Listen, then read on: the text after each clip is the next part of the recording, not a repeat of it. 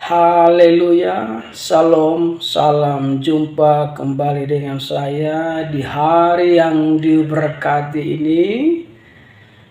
Seperti biasanya lewat channel YouTube saya ingin sharing atau merenungkan beberapa ayat firman Tuhan. Kali ini saya ingin tanggapi sebuah komentar di YouTube saya. Sebelum saya lanjutkan, doa saya semoga kita semua sehat-sehat dan senantiasa dalam perlindungan Tuhan kita Yesus Kristus yang sangat ajaib bagi orang-orang yang sungguh mengasihi Tuhan. Sebab itu jangan lupa like, jangan lupa subscribe, share, dan berikan komentar-komentar yang membangun atau mendidik, supaya mana yang saya tidak bisa mengerti, saya bisa banyak belajar lagi untuk lebih mengerti tentang banyak hal.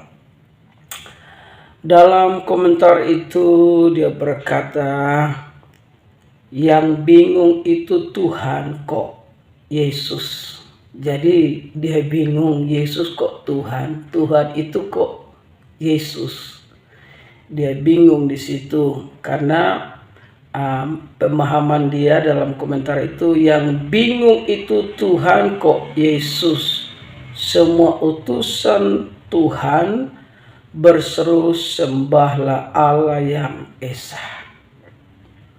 Jadi benar bro, bahwa dalam perjanjian lama semua nabi-nabi membawa umat-umat itu untuk menyembah kepada Tuhan yang esa, yaitu Yahweh. Namun dalam perjanjian baru, Yesus itu Tuhan, sehingga dia berbicara langsung. Dia tidak lagi bilang harus menyembah Tuhan, tidak. Karena memang dia adalah Tuhan, makanya dia berbicara langsung. Kalau di zaman perjanjian lama Nabi berkata firman Allah, tapi di dalam perjanjian baru itu Yesus sebagai Tuhan yang berbicara langsung. Contoh dalam Matius 16 ini dengan perikop pemberitahuan pertama tentang penderitaan Yesus dan syarat-syarat mengikut dia. Kenapa syarat-syarat mengikut dia? Karena memang dia adalah Tuhan. Jadi orang ikut dia, persyaratan yang dia buat itu sesuai dengan kehendak Bapa. Karena Yesus adalah Bapa, Yesus adalah Roh Kudus, dan dia adalah firman Allah yang ajaib. Di ayat 24, lalu Yesus berkata kepada murid-muridnya, setiap orang yang mau mengikut aku, ia harus menyangkal dirinya. Jadi salah satu contoh kita mau ikut Tuhan harus rendah hati. Tidak boleh sombong, tidak boleh suka menghakimi orang-orang. Kalau orang-orang suka menghakimi, berarti dia belum menyangkal dirinya.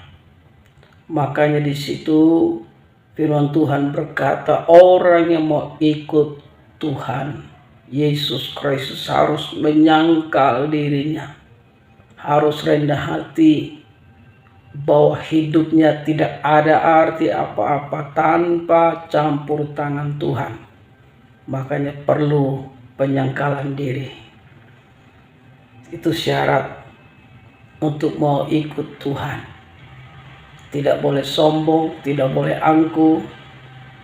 Hiduplah sesuai dengan kebenaran, sesuai dengan apa yang Tuhan mau. Memang sakit dalam proses itu, tapi orang yang menyangkal diri, dia akan berhasil. Dia pasti berkemenangan karena Tuhan menyertai kehidupannya. Nah, setelah menyangkal diri harus memikul salib. Kita harus siap dihina, siap diproses, siap dibentuk, siap menerima tantangan-tantangan sepanjang kita ada di dalam kebenaran. Pasti kita akan mengalami banyak tantangan, persoalan, tapi tetap pikul salib. Dalam pikul salib itulah kita pasti akan menang ketika kita sampai kepada tujuan dan rencana Tuhan yang indah. Nah, setelah memikul salibnya, kita harus ikut Dia. Ada banyak orang mau ikut Tuhan, tapi tidak menyangkal diri.